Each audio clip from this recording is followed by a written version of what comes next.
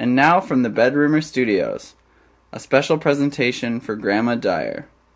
Tales of the Captain Duke, the Stowaway Debutante.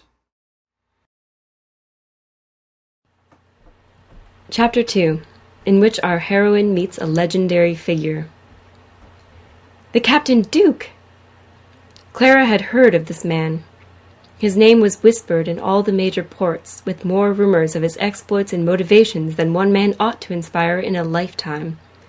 However, in Clara's estimation, he couldn't be more than 30 years of age. As the three escorted her to the deck above, she adjusted her appraisal. In the clear light of day, he looked even younger. Her attention was distracted by the activity on the decks. Pilots were sorting and counting the goods. Others were watching over the imprisoned crew and the captain. The ship's balloon towered over them, secured with heavy chain netting. A second airship was secured alongside the first, smaller and sleeker than the merchant vessel. This one had polished decks of light wood. Each tier of the deck was sculpted to break the high winds, rising as one moved astern with staircases curving up along each side. The three smaller balloons held it aloft, tied together with rope and canvas. Propellers were spaced along its sides, designed for swift navigation.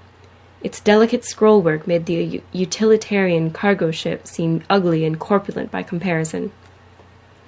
The Captain Duke barked orders to his crew as they ran between the decks, transferring supplies with an ingenious rope and pulley system that Clara wished she had more time to examine. Instead, she hurried to keep up. He stopped in front of a bridge of knotted rope stretched between the ships. "Will you require assistance?" he asked. Clara tore her eyes from the gap to meet the challenge in his eyes. She took a breath. If she was going to talk her way onto his ship, she would need to prove she was capable. Steeling herself, she reached down to remove her boots. Passing them to the rather flustered Trick, she gathered her skirts close and stepped out onto the bridge, steadying herself with the rope stretched alongside. She was surprised to find it sturdier than many of the fence posts she had balanced on as a youth. The wind tore at the flaps of her jacket and the gauzy material of the dress, and the slightest glimpse from the edge of her sight of the land below set her heart racing. Once again she cursed the circumstances that had prevented more suitable attire, but her stockinged feet were sure upon the ropes. She crossed the span between the ships with her head held high, and jumped down to the other deck. She braced herself against the wind as she waited for the captain and Trick to finish their own crossing. The captain acknowledged her with a nod and the barest tease of a grin, then immediately set about shouting orders to the crew. Trick clapped her on the back and handed her back her boots. "Thank you, Mr. Killarney. I wasn't sure I could spare a hand for them while I crossed." "It was no problem at all. These are lovely boots for the land, to be sure, but we'll fit you with some good deck slippers soon enough." "You did well, Miss Clara." "Just Clara, please." "Very well, Clara. If you'll do me the honor of addressing myself as Trick." He folded himself into an elaborate bow. She reciprocated with a formal curtsy, sweeping her skirts back and bending so gracefully that her etiquette instructor would certainly have cried with joy. "The honor is mine, Trick." He blushed, and blushed further still upon discovering the captain with arms crossed beside him. "If the introductions are complete, Clara, Nessa, will you join me in my cabin? Trick, the ship is yours." He turned and stalked toward a door at the rear of the ship. She received an unnerving glance from Nessa that did nothing to set her at ease, and the two of them followed behind. The cabin held both work and living quarters. The half presently occupied by the trio was dominated by a table covered with maps.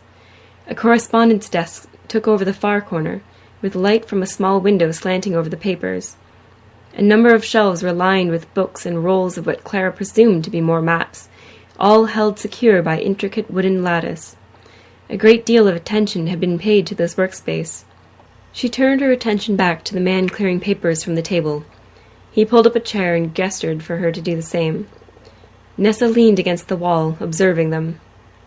Clara sat straight and met the captain's gaze with what she hoped was a calm expression. Her composure was admittedly a bit rattled from the morning's events, and she had not had much opportunity for sleep.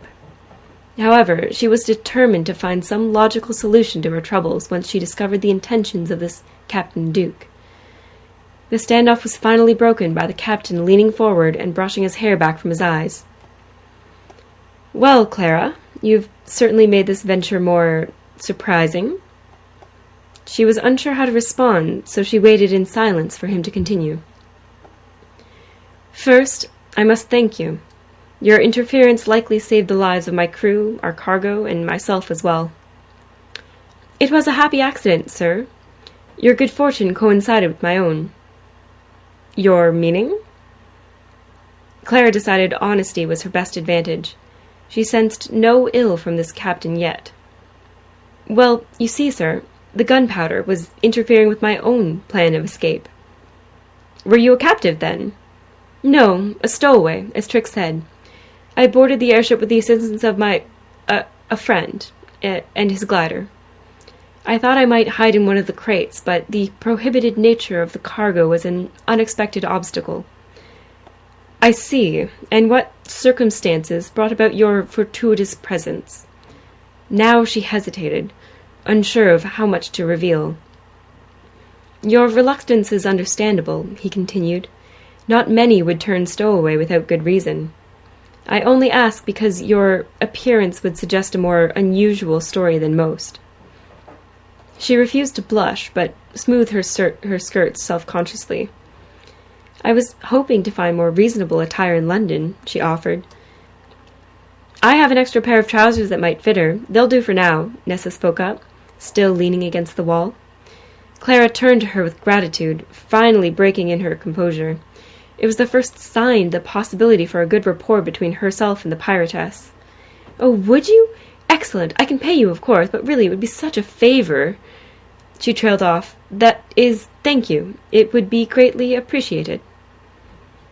Nessa smiled, and with a nod from the captain she went in search of the apparel. Clara's feelings were mixed between her relief at the prospect of changing out of her vexatious gown and her acute awareness of being left alone with the Captain Duke. She stilled herself into calm silence once more. The captain continued to observe her.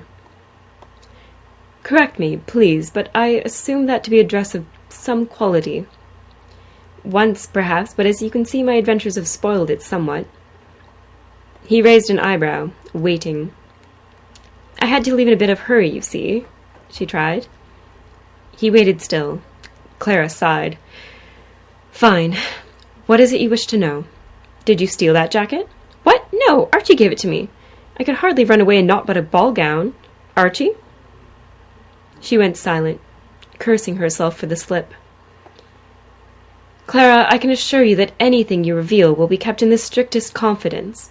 I'm only trying to ensure the safety of my crew from reprisal over your presence on my ship. Do you fear imminent discovery of your escape?"